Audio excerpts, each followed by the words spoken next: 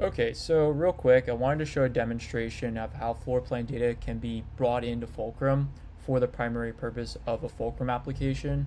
One of the reasons why floor plan data can be really helpful is around asset collection inspections, as well as maybe room inspections or site safety and security assets, maybe like fire extinguishers or AED boxes.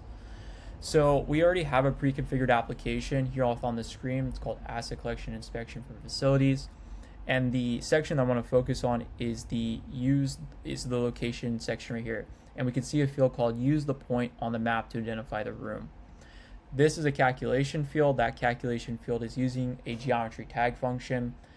Geometry tag function is really helpful for if we're utilizing a feature collection or a set of polygons that are being stored within a JSON or GeoJSON file, that whenever we drop a point inside of that particular location, it will automatically detect that, and then acting as like a geofence essentially, and then it will throw the attributes about where that point was dropped inside of. For today's example, it's going to be the room ID or the room name. We also have a couple fields below that calculation field: site, building, floor, room. And these are just single choice options that users can go through and hit a drop down and select the correct site, building, floor, room. And to help circumnavigate having to manually click each drop down and choosing the correct room, we can utilize the floor plan data for where the point is dropped inside the floor plan to automatically attribute that information.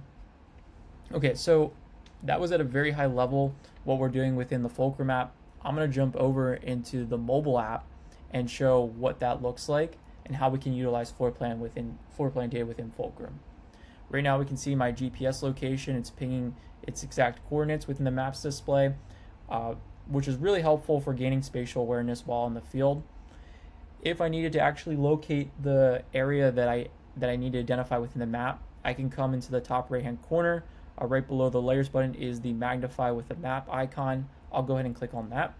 And now I'm going to search for the location that's really pertinent in today's example.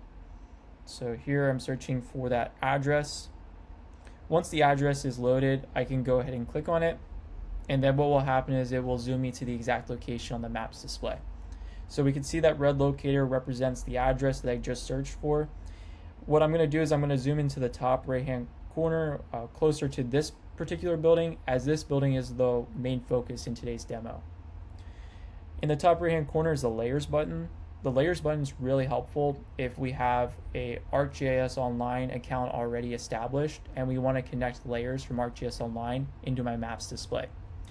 So for today's example, since I'm already connected to my ArcGIS Online account, I can search for the layers that are going to be necessary for my floor plan data, such as my units layer and my details layer. And just to provide some high-level context, the data is coming from an application called ArcGIS Indoors from Esri. The details layer is basically the CAD representative on the floor plan. So you got the doors, the windows, and the walls. That's what the details layer is.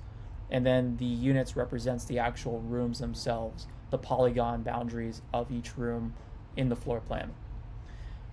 We can also use MB tiles. We can also use GeoJSON files for loading the floor plan data into the maps display.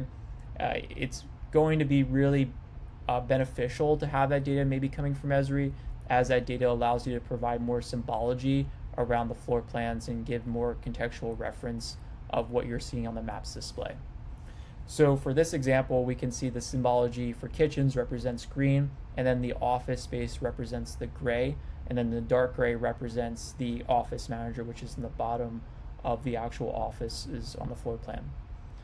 So to utilize the geometry tag function, since we already have this data preloaded within the app, I can do a long press on one of these rooms, and then it will automatically pull in the room ID into that field that we had seen earlier, use the point on the map to identify the room. Before I do that, I just want to make sure that we see that it's not going to calculate the room if I don't click on the room itself. So therefore, I'm going to click on the bottom right hand corner, the record plus button, and we can see that the field use the point on the map to identify the room shows there's no data here. Therefore, I'll go ahead and cancel that. And now I can prove that it works by actually doing a long press on the actual room itself for the floor plan. So I'll just go ahead and wait for the floor plan to come back into the screen, maybe pinch in and pinch out, just for waiting for it to load back into the screen. Here it comes. Okay, cool. So L1E270, I'll go ahead and do a long press, and there we can see the floor plan.